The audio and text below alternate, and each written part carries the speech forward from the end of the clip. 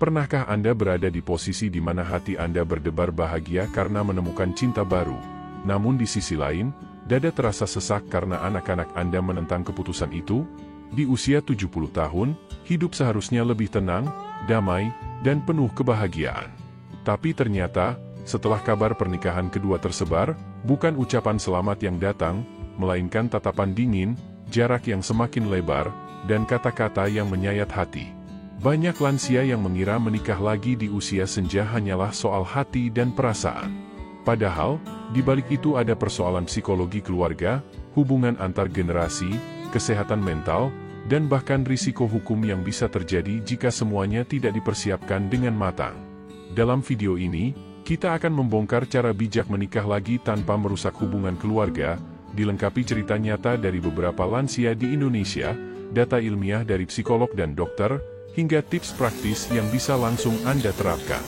Jadi, tetaplah bersama saya sampai akhir, karena yang akan kita bahas hari ini bukan hanya soal pernikahan, tapi juga soal menjaga kehormatan, martabat, dan cinta di usia senja. Mari saya ceritakan kisah Pak Hasan, seorang pria lansia berusia 72 tahun dari Yogyakarta.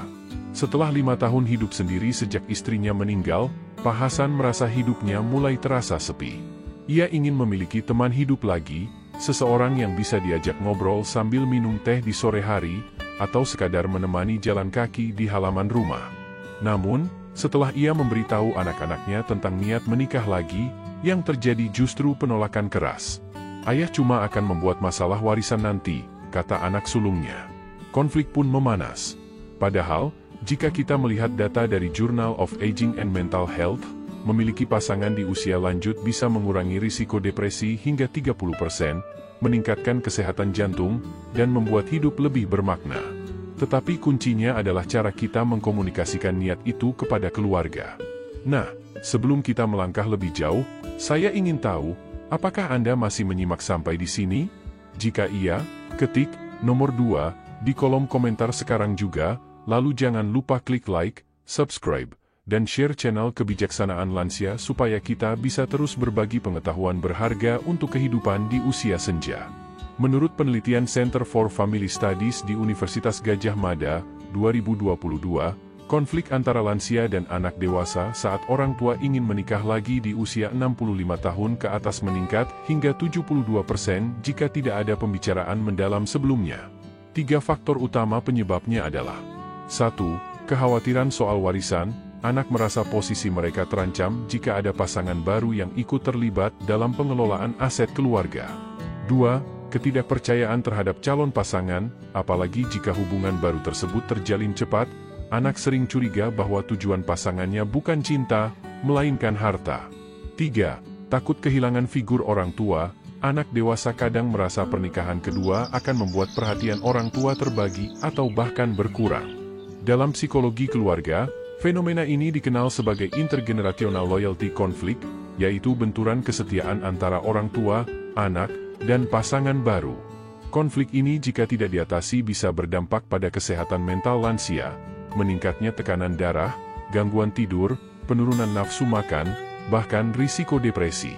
Data dari Journal of Aging and Mental Health, 2021, menunjukkan bahwa lansia yang mengalami konflik keluarga kronis memiliki risiko depresi 2,4 kali lebih tinggi dibanding lansia dengan hubungan keluarga harmonis. Lalu, bagaimana cara mengatasi situasi ini? Para psikolog merekomendasikan 3 strategi komunikasi efektif. 1. Buka percakapan dengan rasa, bukan keputusan. Jangan mulai dengan kalimat, "Ayah, ibu sudah memutuskan akan menikah lagi." Sebaliknya, awali dengan mengungkapkan perasaan kesepian, kebutuhan emosional, atau alasan kesehatan mental yang membuat Anda ingin menikah lagi. Misalnya, "Nak, akhir-akhir ini ayah merasa kesepian." Di usia ayah yang sekarang, teman bicara dan pendamping itu sangat berharga untuk kesehatan ayah. Ayah ingin membicarakan sesuatu yang penting dengan kamu. 2. Libatkan anak dalam proses, bukan hanya hasil. Ajak mereka bertemu calon pasangan Anda lebih awal, biarkan mereka mengenal kepribadian dan niat baiknya. Proses ini mengurangi prasangka. Penelitian Family Communication Research Group, 2020, menunjukkan bahwa keterlibatan anak dalam proses pengambilan keputusan dapat mengurangi penolakan hingga 45%. 3. Gunakan pihak ketiga sebagai penengah. Jika ketegangan terlalu tinggi, hadirkan mediator keluarga, tokoh agama, atau konselor. Kehadiran pihak netral sering membuat diskusi lebih tenang. Bahkan beberapa dokter keluarga juga ikut dalam pertemuan untuk menjelaskan manfaat kesehatan emosional jika lansia memiliki pasangan yang mendukung. Perlu diingat, hubungan yang membaik bukan hanya memengaruhi suasana hati, tapi juga berdampak langsung pada kesehatan fisik lansia. Studi Harvard Study of Adult Development, terpanjang di dunia, berlangsung sejak 1938, menemukan bahwa kualitas hubungan sosial di usia lanjut adalah salah satu faktor terkuat yang memprediksi umur panjang, bahkan lebih berpengaruh daripada kadar kolesterol atau jumlah langkah kaki per hari. Dengan kata lain, jika Anda bisa membangun komunikasi yang sehat dengan anak-anak sebelum menikah lagi, Anda bukan hanya menyelamatkan hubungan keluarga, tetapi juga menjaga kesehatan tubuh dan memperpanjang hidup. Mari kita lihat kisah nyata Bu Ratna, seorang wanita lansia berusia 69 tahun yang tinggal di Bandung. 2 tahun lalu, setelah sang suami meninggal karena komplikasi diabetes, hidupnya berubah drastis. Aktivitasnya terbatas, rumah terasa sepi, dan ia sering duduk di teras hanya untuk mengamati orang lewat. Saya merasa seperti menunggu waktu saja, begitu ia bercerita sambil menatap ke arah halaman yang rindang. Namun, takdir mempertemukannya kembali dengan Pak Darto, teman lama semasa SMA. Mereka mulai sering bertukar kabar, lalu sesekali makan siang bersama. Setelah beberapa bulan, hubungan itu tumbuh menjadi perasaan yang lebih dalam. Pak Darto, yang saat itu berusia 71 tahun, pun mengajak Bu Ratna untuk menikah. Masalah mulai muncul ketika Bu Ratna memberitahu anak-anaknya. Reaksi mereka keras. Anak sulungnya berkata, "Ibu, ini tidak masuk akal. Bagaimana nanti kalau warisan keluarga jadi masalah? Bagaimana kalau beliau hanya ingin memanfaatkan ibu?" Bahkan anak bungsunya sempat mengirim pesan singkat yang membuat Bu Ratna menangis semalaman. Ketegangan itu terus berlangsung selama berminggu-minggu. Hingga akhirnya, Bu Ratna memutuskan untuk mengajak semua anaknya bertemu langsung dengan Pak Darto dalam suasana yang tenang. Ia mengundang mediator keluarga, seorang konselor dari Lembaga Konsultasi Psikologi Universitas Padjadjaran, untuk mendampingi pertemuan. Awalnya percakapan berlangsung kaku, tetapi setelah mediator memandu sesi family sharing, suasana mulai mencair. Anak-anak diberi kesempatan menyampaikan kekhawatiran mereka, dan Pak Darto pun menjawabnya dengan jujur. Hasilnya, mereka mencapai kesepakatan yang jelas, pernikahan tetap dilangsungkan, namun pembagian harta warisan diatur melalui perjanjian tertulis di hadapan notaris. Semua aset yang dimiliki Bu Ratna sebelum menikah akan tetap menjadi hak anak-anaknya, sementara aset yang diperoleh setelah menikah akan diatur bersama. Pengalaman ini menunjukkan bahwa konflik bisa diurai jika semua pihak mau duduk bersama, mendengar, dan mencari titik temu. Data dari Journal of Family Communication, 2021, bahkan mendukung hal ini. Keluarga lansia yang menggunakan mediasi formal untuk membicarakan pernikahan kedua memiliki tingkat keberhasilan mencapai kesepakatan damai hingga 68%, jauh lebih tinggi daripada yang hanya mengandalkan pembicaraan pribadi tanpa pendampingan. Oh ya, kalau Anda masih mengikuti cerita Bu Ratna ini sampai di titik ini, berarti Anda memang serius ingin memahami cara menikah lagi di usia senja tanpa merusak keluarga. Coba tulis nomor 4 di kolom komentar, dan sambil mengetik, jangan lupa klik like, subscribe, dan share channel Kebijaksanaan Lansia, supaya semakin banyak lansia yang mendapatkan panduan bijak seperti ini. Menikah lagi di usia lanjut bukan hanya soal hati, tetapi juga soal hukum dan keuangan. Banyak lansia yang mengira urusan ini bisa diatur nanti setelah menikah. Padahal, justru sebelum pernikahanlah semua hal penting ini harus dibereskan. Menurut data Ikatan Notaris Indonesia tahun 2023, sekitar 65% sengketa warisan di pengadilan agama dan perdata melibatkan pernikahan kedua atau ketiga, dan 80% dari kasus tersebut terjadi karena tidak ada perjanjian tertulis atau pembagian harta yang jelas sejak awal. Masalah ini sering memanas setelah salah satu pasangan meninggal, ketika ahli waris lama dan pasangan baru saling mengklaim hak atas aset. Risiko lain yang sering terjadi adalah status kepemilikan aset yang kabur. Misalnya, Rumah yang dibeli sebelum pernikahan bisa saja dianggap sebagai harta bersama jika tidak ada dokumen hukum yang membedakannya.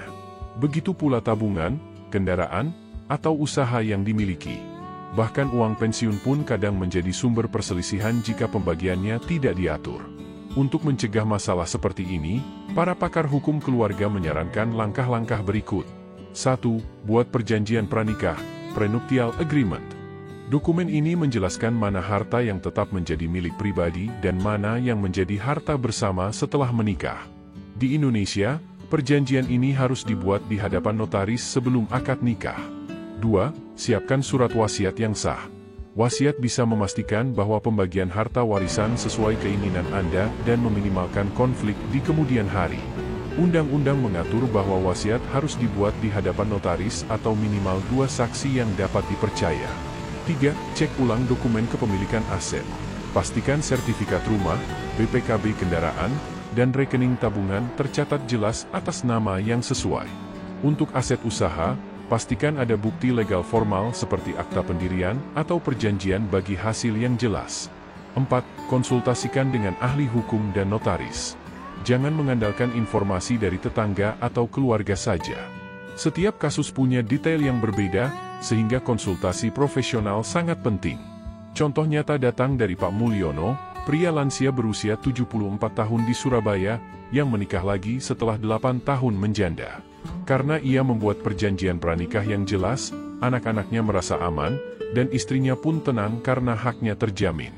Ketika Pak Mulyono meninggal, semua berjalan lancar tanpa ada satupun gugatan di pengadilan.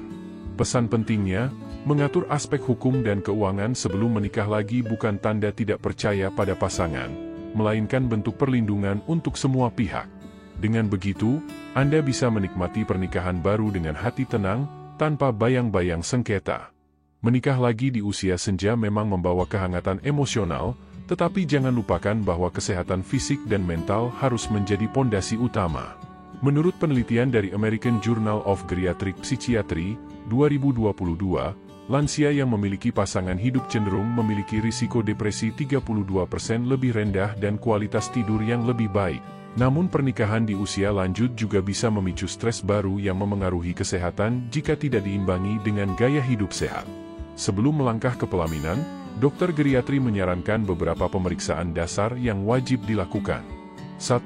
Cek kesehatan jantung, karena risiko penyakit kardiovaskular meningkat seiring usia. 2. Tes gula darah dan kolesterol, untuk mencegah komplikasi dari diabetes dan penyakit metabolik. 3. Pemeriksaan fungsi kaki dan mobilitas, banyak lansia mengabaikan ini, padahal kaki yang sehat sangat penting untuk aktivitas bersama pasangan. 4. Konsultasi kesehatan mental, perubahan besar dalam hidup seperti pernikahan bisa memicu kecemasan atau rasa tidak aman, terutama bagi yang lama hidup sendiri. Selain itu, pola makan dan kebiasaan minum juga harus diperhatikan. Lansia sebaiknya mengonsumsi makanan tinggi serat, protein cukup, dan lemak sehat. Minum air putih minimal 1,5 liter sehari penting untuk mencegah dehidrasi yang sering terjadi tanpa disadari pada usia di atas 65 tahun. Contoh nyata datang dari Pak Sarman, pria 72 tahun di Yogyakarta. Sebelum menikah lagi, ia memeriksakan kesehatannya ke dokter keluarga dan mendapatkan saran untuk menurunkan berat badan 5 kg demi mengurangi tekanan darah. Ia juga mulai rutin jalan kaki pagi bersama calon istrinya. Hasilnya, tekanan darahnya turun, stamina meningkat, dan di hari pernikahan, ia terlihat bugar. Pak Sarman bahkan bercanda, "Saya lebih fit sekarang daripada waktu menikah pertama kali." Terakhir, jangan lupakan dukungan sosial. Memiliki pasangan baru memang memberi kebahagiaan, tapi tetap penting menjaga hubungan baik dengan anak, cucu, dan sahabat lama. Studi dari Journal of Aging and Health, 2021, menunjukkan bahwa lansia dengan jaringan dukungan sosial kuat memiliki peluang hidup 50% lebih lama dibanding yang terisolasi. Dengan kata lain, menikah lagi bisa membuat hidup lebih bahagia dan mulia, asalkan kesehatan dan dukungan sosial dijaga dengan serius. Pernikahan yang sehat dimulai dari tubuh dan pikiran yang sehat. Hidup di usia senja seringkali membuat orang berpikir bahwa kesempatan untuk mencintai dan dicintai sudah lewat. Namun, kenyataannya, cinta tidak mengenal batas usia. Menikah lagi di usia 70, 80, Bahkan 90 tahun bukan hanya mungkin dilakukan, tetapi bisa menjadi langkah yang membawa kebahagiaan, kesehatan, dan keharmonisan yang sebelumnya tak pernah dibayangkan. Kita sudah melihat bahwa kunci suksesnya ada pada 3 hal besar. 1. Komunikasi yang bijak agar anak, keluarga, dan pasangan baru bisa berjalan seiring. 2. Pengaturan hukum dan keuangan yang matang supaya semua pihak merasa aman. 3. Menjaga kesehatan fisik dan mental, serta tetap merawat hubungan sosial. Jika semua ini dilakukan dengan hati-hati, pernikahan di usia lanjut tidak akan merusak keluarga, malah memperkuat rasa kebersamaan dan menambah makna hidup. Seperti kisah Bu Marni dari Bandung, 68 tahun, yang setelah 12 tahun menjanda akhirnya menikah lagi dengan sahabat lamanya. Ia berkata, "Saya merasa hidup saya dimulai lagi, dan anak-anak saya pun melihat saya tersenyum setiap hari. Saya ingin mengingatkan, usia hanyalah angka, tapi kebahagiaan adalah pilihan.